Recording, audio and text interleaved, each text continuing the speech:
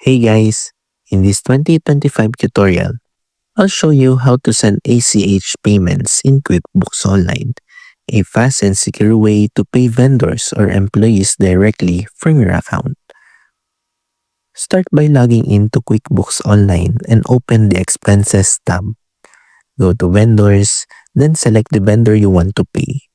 Click Make Payment and choose Bank Transfer as the payment method. If it's your first time, you'll need to connect your bank account and verify it through micro deposits. Once connected, enter the amount, payment date, and any memo or note you'd like to include. Review the details carefully, then click Send Payment. QuickBooks will process the ACH transfer, and the vendor will typically receive the funds within 1 to 2 business days. And that's it. You've successfully sent an ACH payment in QuickBooks Online. If you found this helpful, don't forget to like and subscribe for more 2025 QuickBooks tutorials every week.